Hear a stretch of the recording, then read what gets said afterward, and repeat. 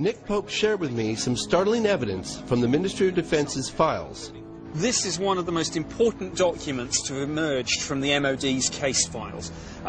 It's from an assistant director in DI 52.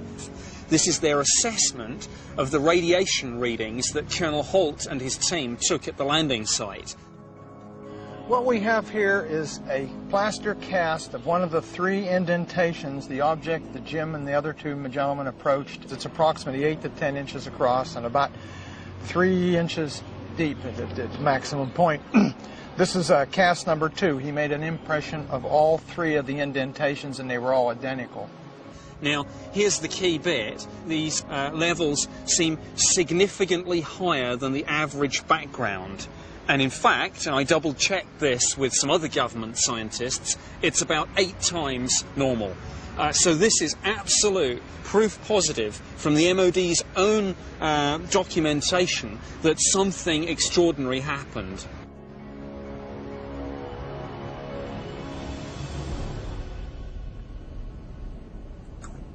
Back in America, I arranged a meeting between Colonel Holt and Sergeant Nevels, one of the men who was with him that night. Well, I don't believe it. Hello, sir. How are you doing today? It's been a long time. These men shared an extraordinary experience, one that puzzles them to this day. Still wobble a little bit, but I make it. I was glad to have brought them together after 28 years. If you've been there and done that, it's a whole lot different than the skeptics that we sometimes run around with, and they can't believe us. And a lot of the other people that were involved, especially Peniston and Burroughs and all, have had all kinds of complications and career problems. I did too. Peniston retired as a tech sergeant and probably should have made chief. There's no doubt about it. There's some type of strange flashing red light ahead. Step by step, Colonel Holt and Sergeant Nevels went over what happened that night. It's bright on Hasbet. Yellow. It's coming this way. It is definitely coming this way. What was going on right there? It was approaching us. Yep. No way of calculating how fast it was going. It was just gone. The turns were 90-degree turns. They were just abrupt. Right, and there's no way that anything we had in technology then, and I don't believe the technology we have today, would allow anything that we saw to make the turns the way they turned. We met with General Gordon Williams, the wing commander of the entire base. He would neither confirm nor deny the incident. He did, however, tell us how he felt about a leaked memo written by Deputy Base Commander Colonel Charles Holt. That went under the door and I didn't see it. Now, did he have a motivation in doing that? Did he think that if he brought it into me, I would have stepped on it? I certainly would have looked at it very carefully because it had some things in there that I don't think we were prepared to defend. Once that cat was out of the bag, you know, I couldn't put Humpty Dumpty back together again, and it lived its own life. I just find this very interesting that the U.S. Air Force or government generally says that they don't investigate UFOs since the termination of Blue Book, and yet you're convinced that there was an investigation that took place. So who gave the orders to do that? It certainly didn't come from anybody that was normally on the base other than the OSI. I didn't tell my wife. I didn't tell my daughter. I had a top secret clearance, and when I was told to shut up, I shut up.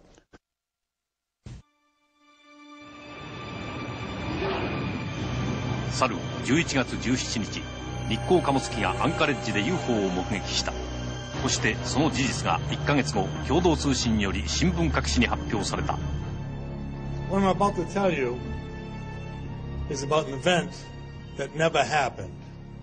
For an event that never happened, FAA official John Callahan certainly has a lot of evidence. They brought the voice tapes. He kept audio recordings between the cockpit and the tower as the incident unfolded. He has 30 minutes of taped radar that confirms the UFO, a chart that documents all the objects in the 747's flight path, and the official FAA report. Event that never happened. According to Callahan, all of this was presented to the CIA in a private meeting. When the pilot first reported the UFO, he described it as a huge ball with lights running around it. He said it was about 4 times bigger than the 747 he was riding. And remember, the 747 has an elevator. And he's looking out the window and he sees something that's 4 times the size of his aircraft. What you're about to see and hear are excerpts from the actual radar and cockpit conversations as the incident unfolded.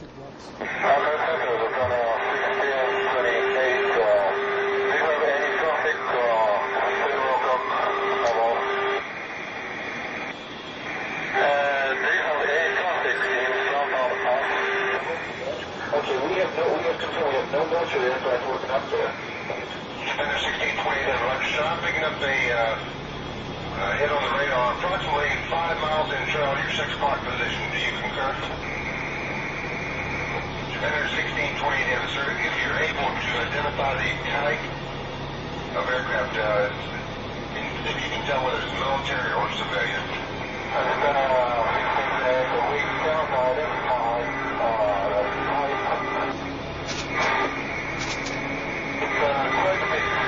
Okay. It is what? It is, okay, we've lost contact with it now. 2030. We're almost on time. I think we're within 20 seconds or so.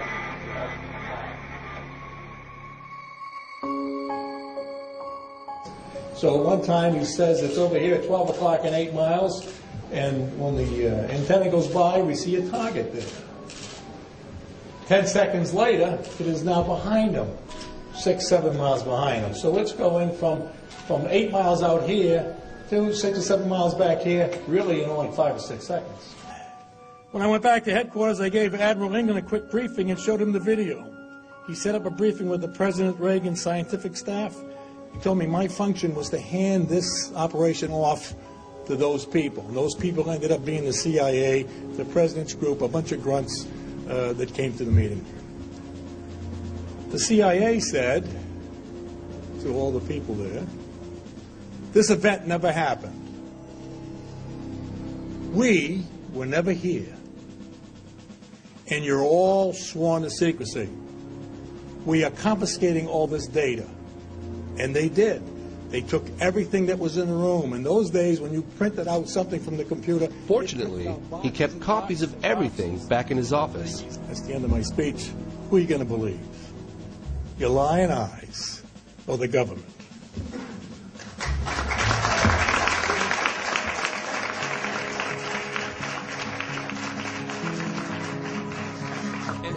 Well, how do you feel about your husband coming forward?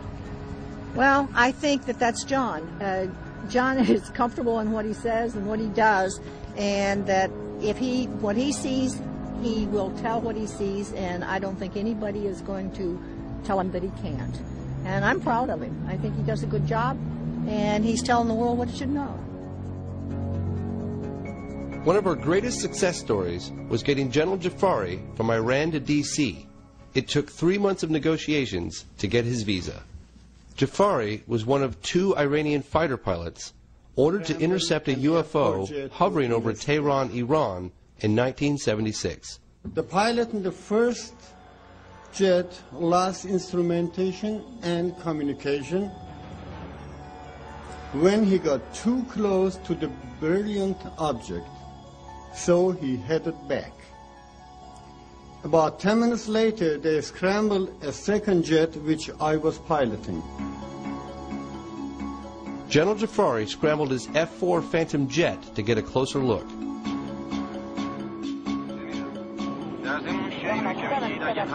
He gave us this Iranian Air Force reenactment film featuring the original witnesses and planes.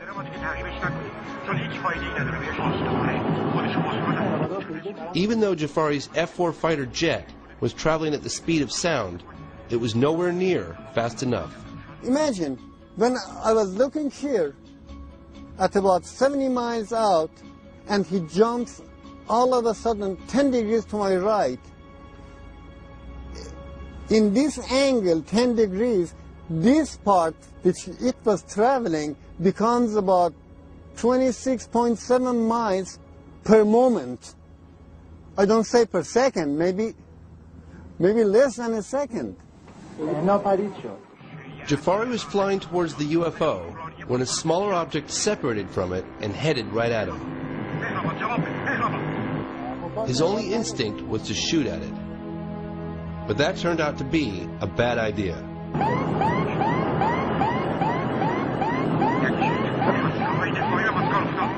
all the instruments were fluctuating with the garblings in the radio. So I was really frightened. So I decided to turn away, and I said, if it comes closer than about 4 miles, I will jump out. So having maneuvered away from the object, Jafari's control panel returned to normal, and he regained contact with the tower. حال شما میتونید شاروخی هم بشینید، اما آخرین دستور اینه که بیاید تهران بشینید.